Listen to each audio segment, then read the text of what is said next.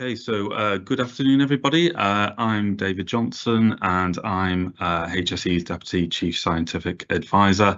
It's a huge pleasure to welcome you to this event today, which is our contribution to British Science Week. So just by way of a bit of background and information, British Science Week runs from the 8th and until the 17th of March this year. And actually this marks the 30th anniversary of the event, which is managed and organised by the British Science Association, with a view to celebrating science, technology, engineering and mathematics. And with a view to celebrating this huge milestone this year, the theme is time. So very pleased today to be able to share the science, engineering and analysis that we deliver to address real-world problems, and that is used to protect people and places, helping everyone to lead healthier and safer lives.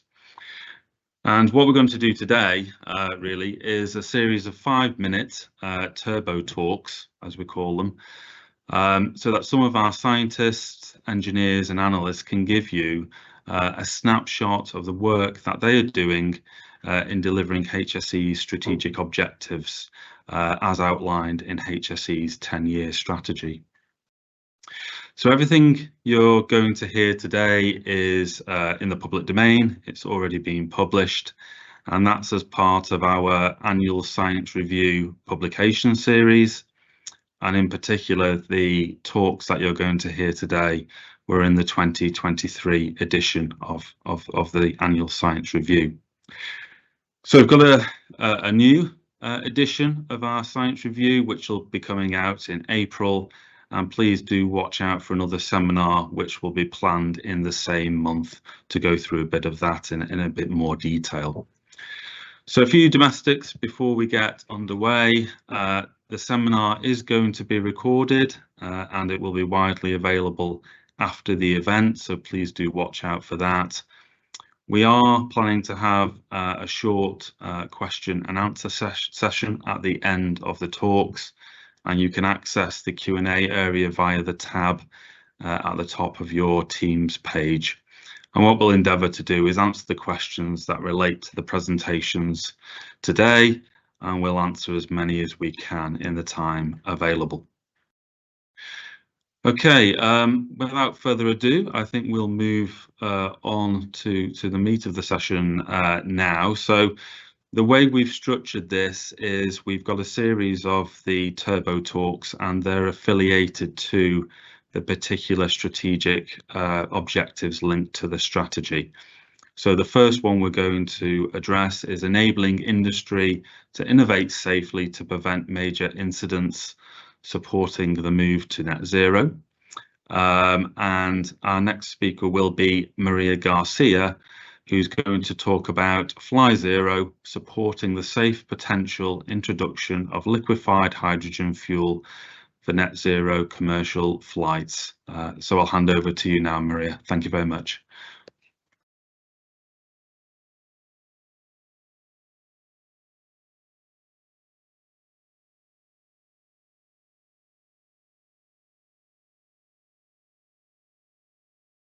Thank you, David. FlyZero was a research project conducted by the Aerospace Technology Institute, which investigated zero carbon emission commercial flights to be powered by liquid hydrogen. One of HSE's strategic objectives is to enable industry to innovate safely to prevent major incidents, supporting the move towards net zero. Aligning with HSE's strategy, HSE provided technical support to help the Aerospace Technology Institute understand the risk and safety implications of using liquid hydrogen as aircraft fuel. The work comprised technical information on the physics of liquid hydrogen, technical information on the risk assessment for liquid hydrogen loss of containment incidents, and data gathering. As part of the data gathering exercise, we looked at the main requirements from relevant health and safety regulations for the safe operation of liquid hydrogen in an airport environment. One of the items that was looked at is the Dangerous Substances and Explosive Atmospheres Regulations 2002. Under these regulations, employers must assess all the potential risk to employees and others whose safety may be affected by the use or presence of a dangerous substance at the workplace. Where explosive atmospheres may occur, hazardous zones must be identified. Ignition sources must be avoided within these hazardous zones. The point of entry to hazardous zones must be identified with a warning sign, like the yellow one shown in this slide. We also looked at the requirements from relevant codes and standards. We provided information on the minimum separation distances that must be kept between bulk liquid hydrogen systems and different exposure groups, such as buildings or storage tanks. These distances could be reduced if controls are in place. For example, fire barriers with a fire-resistant rating above 2 hours. We also looked at requirements on ignition sources. These include, but are not limited to, the installation of lightning protection, to switch off the vehicle engine for refueling, and to use anti-static and fire-resistant clothing.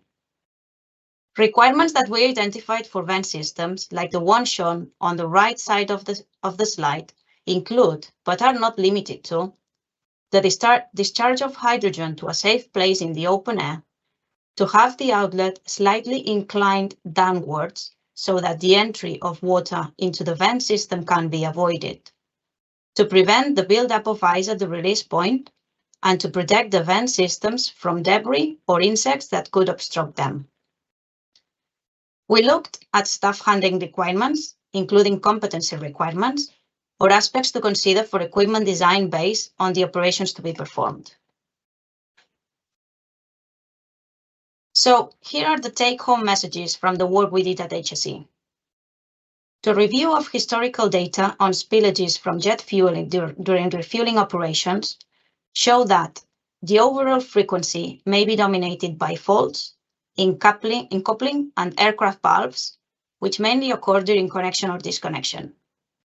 Operators should be kept at a distance of about 20 meters whilst the fuel connection and disconnections are made.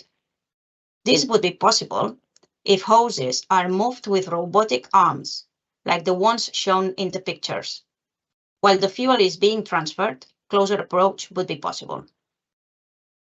Analysis of experimental data for large-scale liquid hydrogen releases suggest that the worst-case distance to the lower flammability limit could be approximated by a distance of 2,000 times the hole diameter. For example, for a 1 millimeter hole diameter, the worst-case distance would be 2 meters, and for a 2 millimeter hole diameter, the worst-case distance would be 4 meters. And finally, a hazardous area classification exercise was completed for unintentional releases, assuming 2 millimeter hole diameter. This test-based exercise concluded that a hazardous area zone extending 5 to 10 meters in all directions from each of the likely leak sources may be suitable. Thank you.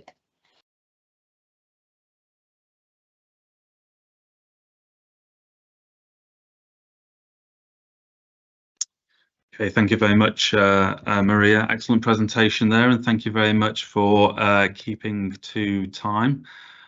Moving to the next presentation now. So this one is by Kirsty Forder, and she is going to talk about the development of an optimized major accident hazard pipelines data repository. So over to you, Kirsty. Thank you.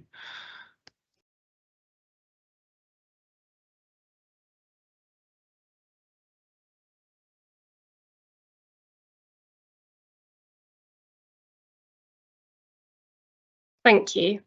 So this is an example of work within the geospatial team, which demonstrates the benefits of robust data management.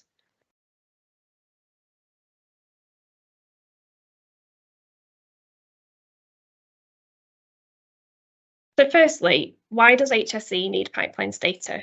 Well, HSE is a statutory consultee for planning applications in the vicinity of major accident hazard pipelines.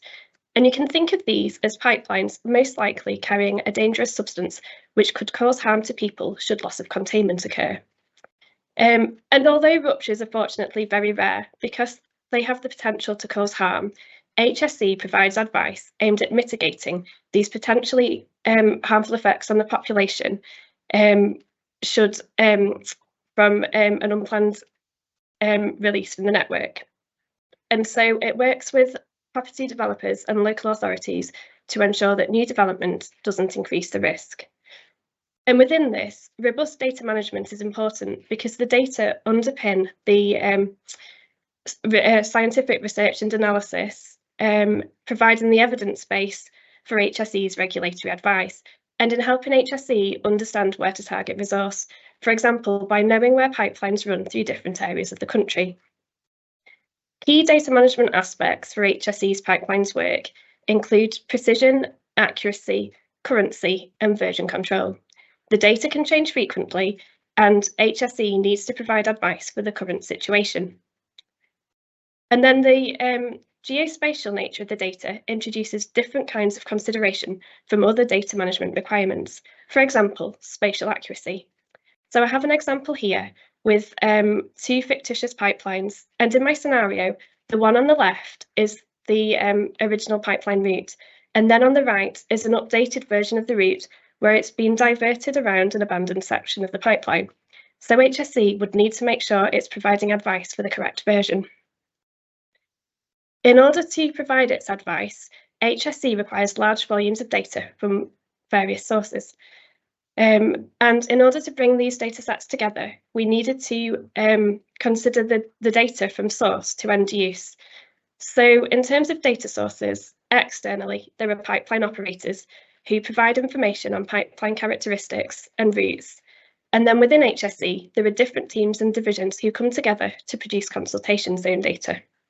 And then the end users are HSE, local authorities and developers. So one challenge was working with around 70 operators to obtain pipeline routes. And so we engaged with the United Kingdom Onshore Pipeline Operators Association, or UKOPA, to set up clear and robust formal data sharing agreements. Another consideration was the requirement of a database that can handle geographical data. And then we needed to develop tools to access, process and share the data, both internally and externally, which is achieved via HSE's land use planning portal. Our extensive internal and external collaboration has allowed us to incorporate all user requirements throughout the data flow process and into the repository, providing flexibility and improving the precision, accuracy and consistency of data from all sources. And the data sharing agreements underpin and enable appropriate data sharing whilst ensuring data security is maintained. And in order to achieve this, we engage with users throughout the process so that we could gain their input and maintain trust. HSE's expertise in pipelines data management has been recognised within government, and we have been providing advice to support the Geospatial Commission's National Underground Asset Register work. And this project is to build a digital map of underground pipelines and cables to improve asset management and reduce asset strikes. And these occur when pipelines and cables haven't been identified prior to work commencing, and then they become damaged during construction activities. And the repository itself will support HSE in its strategic objective of supporting the move towards net zero, because understanding the locations of pipelines is important for, when looking at potential adaptations such as changes to substance and processes and like carbon capture. So my take-home message is that whether you're working with a single small-scale data set or with large volumes of data, by following robust data management principles, by applying them to scientific research and analysis, you will ensure quality outputs with high confidence levels, data security, the delivery of robust science, and harness the value from your data. Thank you.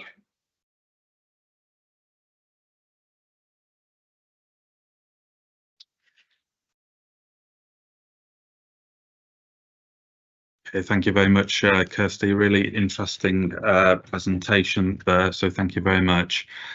Moving on to the next strategic objective now. So the next one being reducing work-related ill health.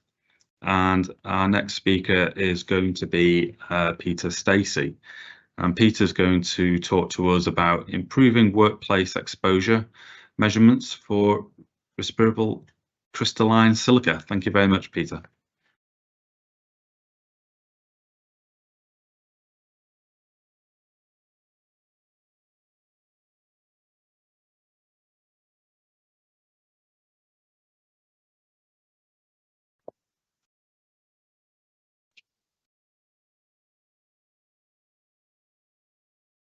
Can everybody see my presentation?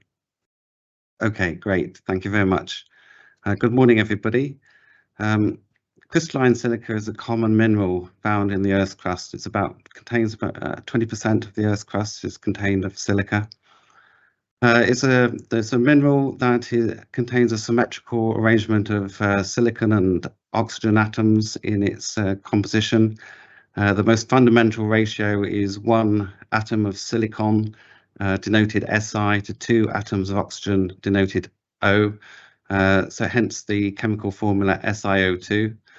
The most common forms of crystalline silica found in the workplace are quartz and crystolite, that being that they have the same chemical formula, but they have slightly different crystalline structures. Now, crystalline silica is found in a wide range of manufactured and natural products that you can find in your workplace and in your home even. For example, tiles, kitchen worktops, pipes, also paving stones can contain crystalline silica. When people work on these materials with tools, they can generate aerosols of particles. When the particles are really small, they can penetrate deep into the lung, deep into what is termed the alveoli of the lung, which is the very deepest part. We call these sizes of particles respirable. On the right-hand side, it might be left, you will see a X-ray of somebody's chest. The blue areas that are ringed are those. There are some white dots in the blue areas that are ringed, and they're showing damage to somebody's lung. The diseases that you can get if you're exposed to very high levels of crystalline silica are known as silicosis and lung cancer. Oh, did people see my first slide?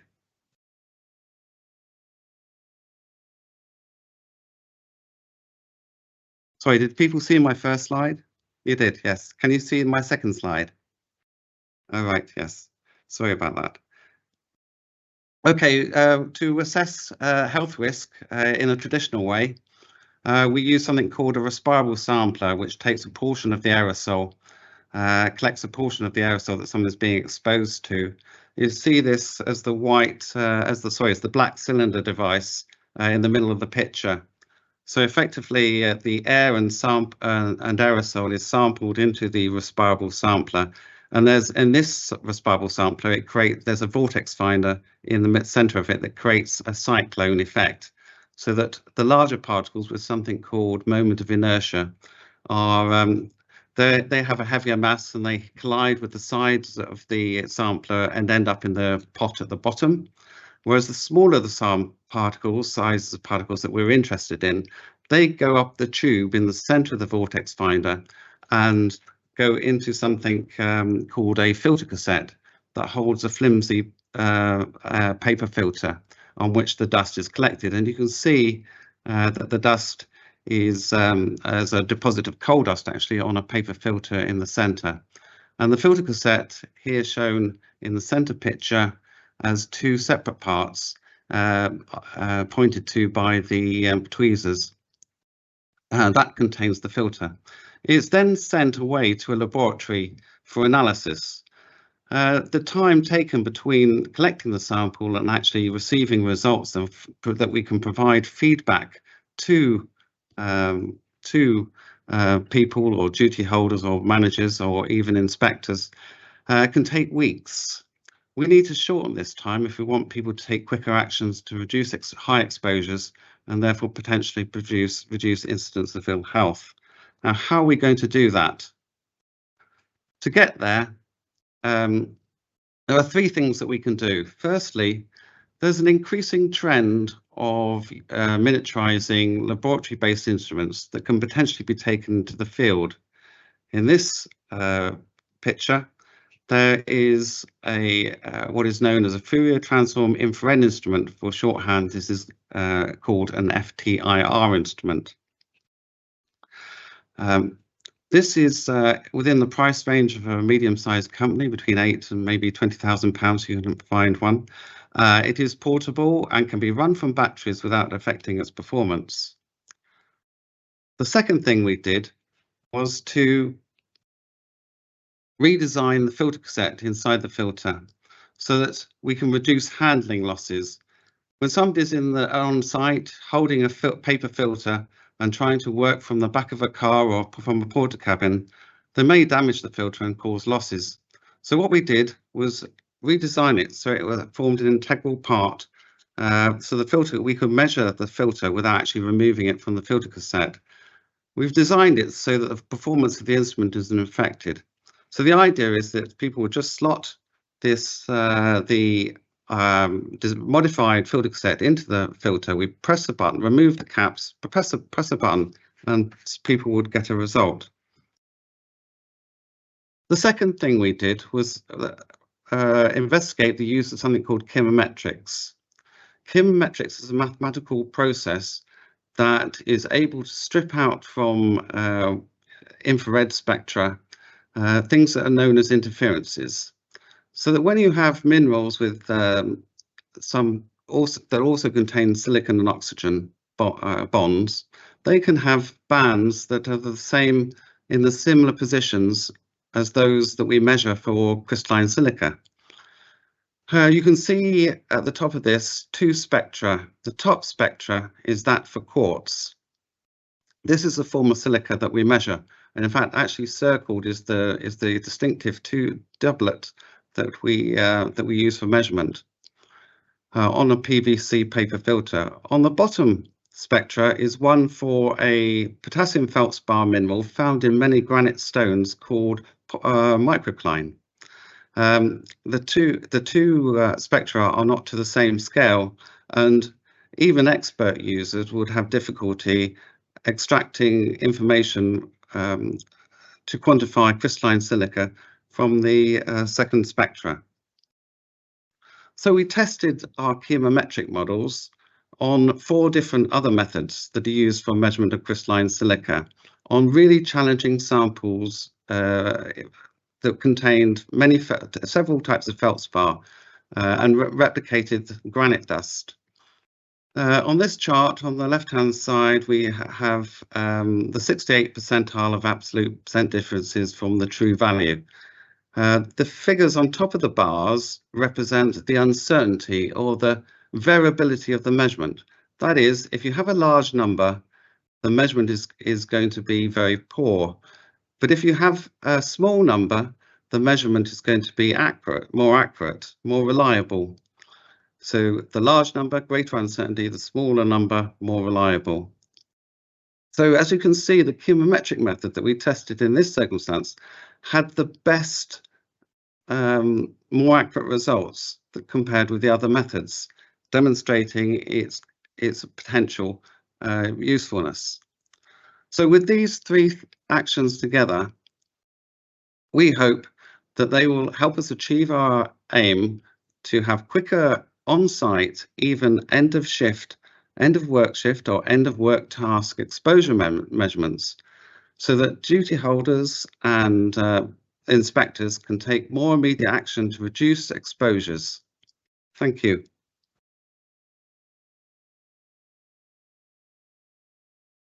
Yeah, thank you very much, Peter. Very good presentation there, much appreciated. So moving to our next presentation now, still under the strategic objective of reducing work-related ill health. I'd like to introduce Jodie Brooks, who's going to speak to us about metalworking fluids and bacterial contamination. So over to you, Jodie. Thank you.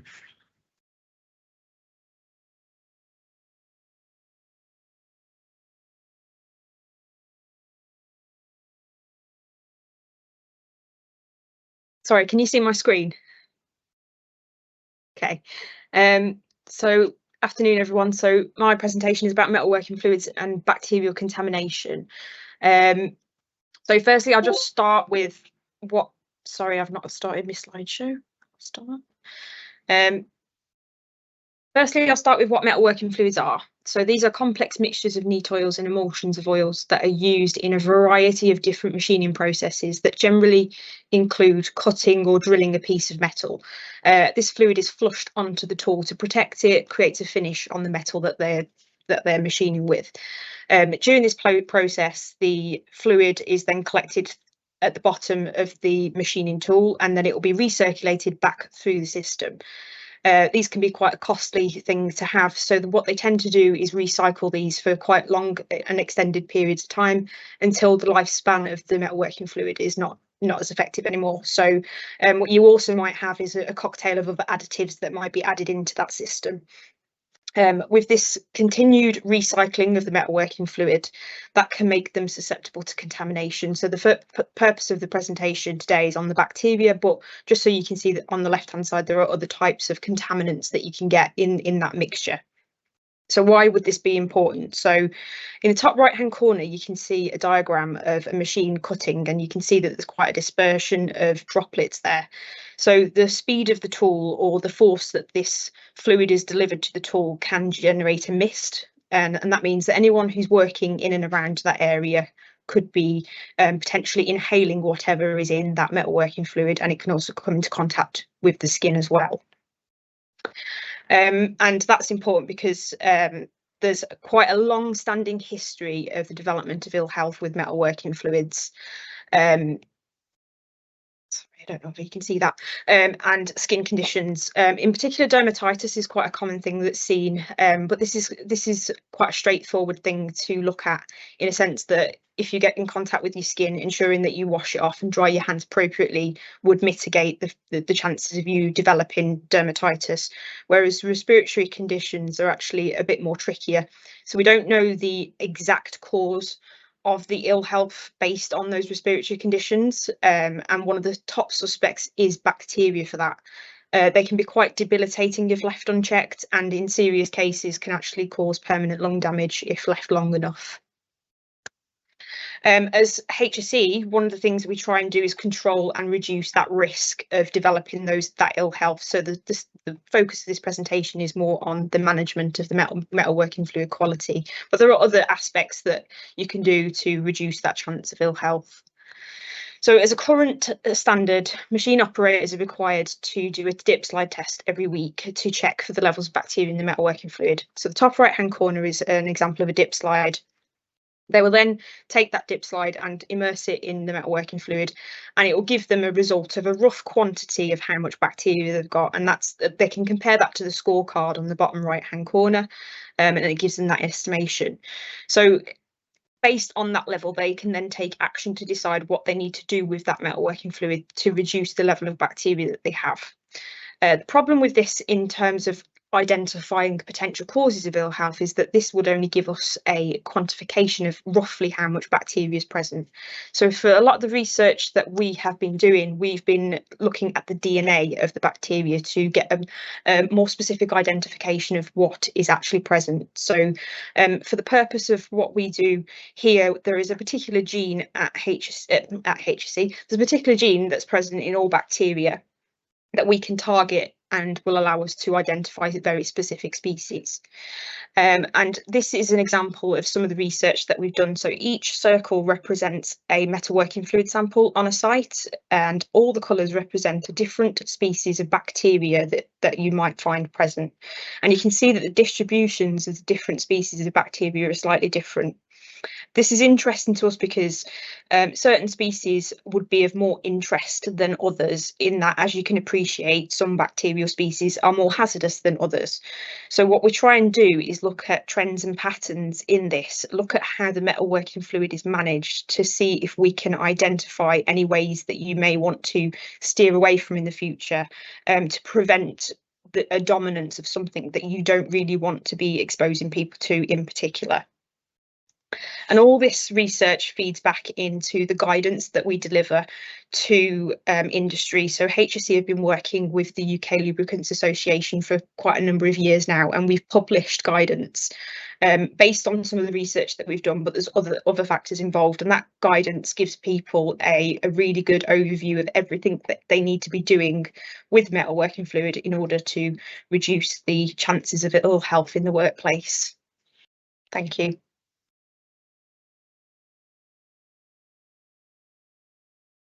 Okay, thank you very much, Jodie. Some really important points there and great insights from that presentation. So thank you very much.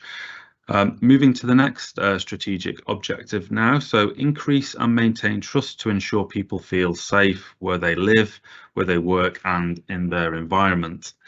And our next speaker will be Rachel Cruz, and she is going to speak to us about the science and evidence supporting the Building Safety Regulator, focusing on higher risk buildings. So I'll hand over to you now, Rachel. Thank you.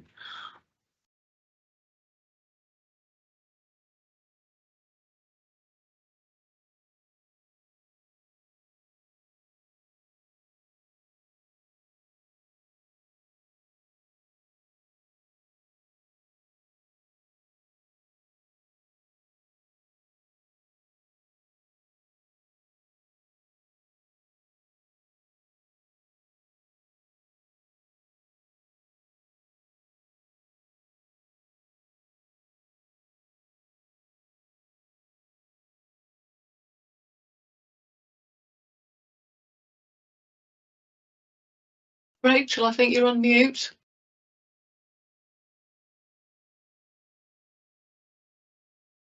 Sorry. Thank you. Sorry. Good afternoon. I'm going to give an overview of some projects conducted by Science Division to support the Building Safety Regulator, or BSR. This is a new regulator that was created to have oversight of the safety of buildings in England. And the origins of the Building Safety Regulator goes back to the tragic fire at Grenfell in 2017, where there were 72 deaths. This triggered a review by Dame Judith Hackett, which recommended the creation of a regulator in this sector. And following a consultation, the Building Safety Act received royal assent in 2022, creating the Building Safety Regulator within the HSE. The BSR, or Building Safety Regulator, has three key roles: oversight of standards and safety of all buildings, supporting the competence of those who work in the built environment, and a regulatory body for higher risk buildings. So higher risk buildings are 7 stories or more, or 18 metres or more, high-rise residential blocks. So that's a broad definition, although the definition is actually a bit more complicated, and I'll talk about that a little bit later on. The HSE holds many regulatory roles, which we've seen in previous presentations, and a lot of them stem from the Health and Safety at Work Act in 1974. And through this, HSE is very focused on safety at work, but the consideration of safety at home is an important expansion of our role. The projects that I'm going to introduce support BSR's role to regulate the higher risk buildings that I was talking about. So the first project that we worked on in Science Division was to provide an initial identification of the potential hazards in high risk buildings. And these types of hazards were defined in the Building Safety Act as a significant number of deaths or causing a significant number of injuries. This project engaged stakeholders with building safety expertise to identify how hazards such as fire spread and structural failure could escalate, but also it considered the available ways to prevent an accident before it occurs or to reduce its escalation. And this project resulted in a report that's available on the HSE website, which is RR1170. Subsequent projects build on this understanding of hazards within higher risk buildings, and we supported the BSR in defining the scope of what they regulated. In other words, we looked at what was exactly meant by a higher risk building. For example, what is the definition of the building itself? And that's actually a quite hard thing to be precise about, is you can have really complex arrangements in the built environment. For example, you can have interconnected structures. You can have spaces that can be owned by different people that are interconnected. There are lots of different types of functions that can be described as residential, for example, care homes or student residences. And a residential building can also include functions that are definitely not residential, for example, offices or shops. So this led to a third project, which looked specifically at the hazards in mixed-use buildings, with mixed use being defined as having at least one other function in addition to the residential units. And all of these projects fed into developing a method to estimate risk for the existing 12,500 high-risk buildings in order to prioritise how they would be transferred into the new regulatory system. And for this project, we had to consider what standards they would have been built to, given that the main safety regulations have been brought in relatively recently. So you can see the first go at the building regulations came in the 1960s. And we also had to consider that a large amount of UK housing was built before the 1980s. We looked at what data was available on the higher risk buildings and what was possible to collect to inform the approach taken. Through our work, we've supported the BSR by developing an understanding of the possible hazardous situations in tall residential buildings, including mixed use, and that includes how hazard could escalate and how they could be controlled. We've supported the definition of technical terms that define the regulatory scope of the BSR, and we also are supporting the collection of data and how it can be used to understand risk in existing tall buildings. Thank you very much.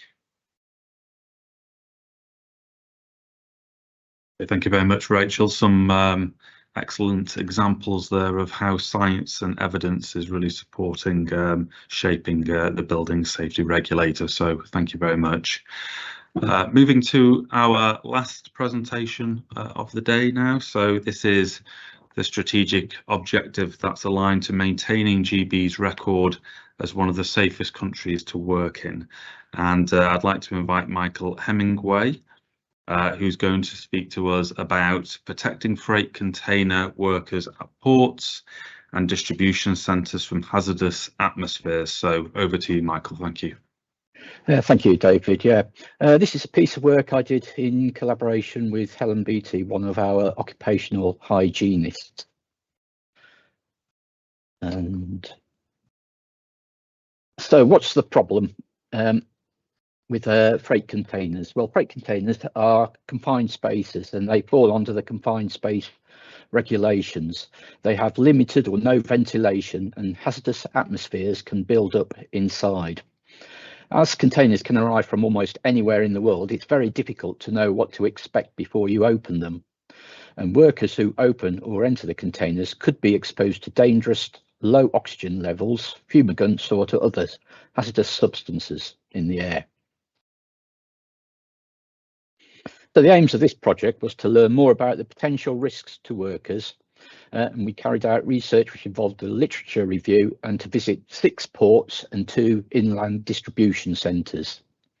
The literature review revealed several ill health incidents internationally over the last few years in individuals when entering containers, including an incident that occurred in 2018 in the UK, in which a worker collapsed after entering a container which had depleted oxygen levels. So we're interested in the possibility of toxic gases. How do we go about, and how do the ports go about measuring for them? So the types of gas detectors we can see here, they use colorimetry tubes, which are glass tubes with a chemical which reacts to specific vapors and changes colours. Unfortunately, with these are slow to react, They have cross sensitivities to other substances and can have a high degree of inaccuracy depending on who uses them.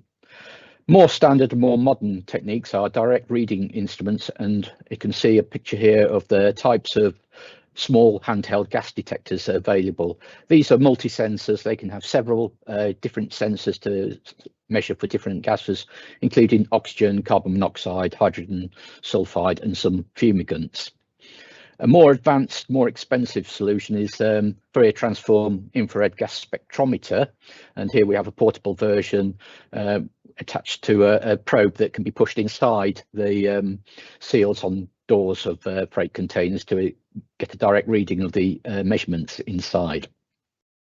Unfortunately for these, as Peter Stacey indicated earlier, the results can be difficult to interpret, and it needs a high level of expertise to be able to do so. As a result, there are no standard set of substances tested, and a variety of the equipment was used by the ports. However, none of the direct reading instruments used on any site were checked prior to use to ensure they were working correctly. This is called a bump test, so the results may not have been entirely accurate. So as a result of our visits to the ports and distribution centres, the gases detected were a number of fumigants, including methyl bromide, which has actually been banned, phosphine and formaldehyde. Although this can show the trouble with gas detection, formaldehyde can be confused by the gases coming off from coffee beans by many gas sensors. So formaldehyde may appear higher than it actually occurs. We measured reduced oxygen levels, especially in containers containing timber, but these returned to normal levels within seconds of the doors opening, and a number of other toxic gases and vapours, including volatile organic carbons, benzene, NOx, carbon monoxide, carbon dioxide. And although we did measure flammable gases, they were not at the concentrations in which they could be actually be flammable concentrations. So some of the above species were above the workplace exposure limits, but all were below immediately dangerous to life and health limits.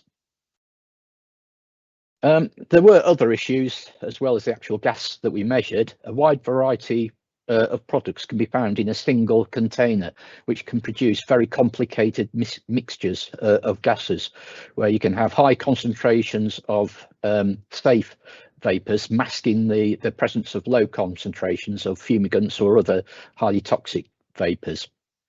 Several containers had their vents covered with tape, and the coverings were often on the inside of the containers, so it's impossible to tell from the outside, and this obviously increases the concentration of the contents. And fumigation labels were reported to be extremely rare, and there's even evidence of fumigants being inside the containers without labels on the outside of the containers. So our conclusions, we measured a wide range of airborne substances on the site's visit, and these measurements confirmed that there is a potential for worker exposure to hazardous conditions. We identified a range of good practice control measures at the port, including training workers about the risk, and I think this is the single most important conclusion. Knowing what to look for is the simplest method of reducing risk. However, this is backed up by gas testing for hazardous substance before the freight containers are entered. However, we did not find adequate safe systems of work at the 2 distribution centres we visited, although 2 distribution centres is a very small sample of the total number in the country. It is impractical to monitor for every potential substance. As I said before, you can get very complicated mixtures, and the lack of proper instrument maintenance can reduce the confidence you have in the results. And thank you for your attention, and I believe we're moving on to the question and answer functions now. Yes, thank you very much, Mike. Really interesting presentation. Thank you very much. So